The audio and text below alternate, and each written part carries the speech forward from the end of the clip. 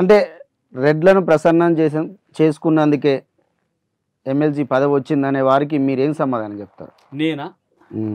రెడ్లతో పాటు అందరు కూడా కదా, ఇప్పుడు సీఎం గారు ఎస్సీనే, మంత్రివర్గంలో ఉన్న వాళ్ళంతా కూడా అన్ని వర్గాల వాళ్ళు ఉన్నారు.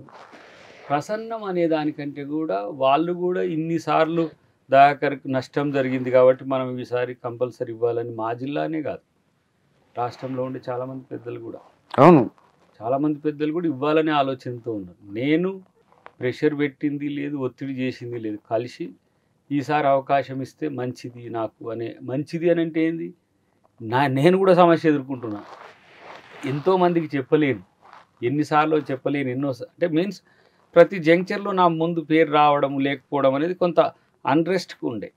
సో దానికి ఈసారి కాకపోతే ఏం చేద్దామని మా ఆవిడతో నేను మొన్న అనుకుంటూ ఏం చేద్దాం, వీసా ప్లాన్ చేసుకొని మంచి ఇటు మా పాప యూఎస్లో ఉంటుంది కాబట్టి ఒక 2 నెలలు అటు, మా చిన్నది ఇంకో దగ్గర ఉంటారు, ఇట్లా కొంచెం.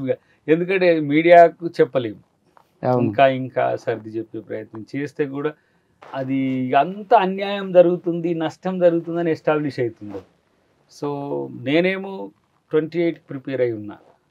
ఇప్పుడు ఇది ఇక్కడి నుంచి పోతే ఎవరు, ఇప్పుడు 119 ఉన్నప్పుడు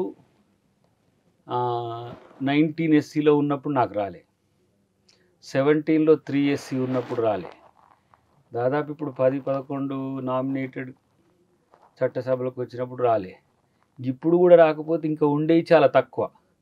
కాబట్టి నేను మెంటల్గా ప్రిపేర్ ఏం చేసుకుంటున్నా, 2028లో మనకు అవకాశం వస్తుంది. ఇప్పుడు నామినేటెడ్ లేకపోతే ఈ చైర్మన్స్ ఇట్లాంటివి అన్నప్పుడు నేను ఒక దశలో అసలు వద్దు అనే ఆలోచన. ఎందుకంటే కంటెస్ట్ చేసి మనం ఎమ్మెల్యేగా అవతల కూడా సమాజం ఏమనుకుంటుందంటే, దయాకర్ ఇంత పెద్ద లీడర్ అంత పెద్ద లీడర్ అనేది తీసుకుపోయి కార్పొరేషన్ లేచింది ఏందమ్మా అని చెప్తే, నేను కొంతమంది పెద్దలకు కూడా కార్పొరేషన్ ఇచ్చే ఆలోచన ఉంటే మీరు చేయకండి, ఎందుకంటే మళ్ళీ లేట్ అయినా కానీ నాకు నన్ను అణిచివేసినట్టు పోగుద్దు.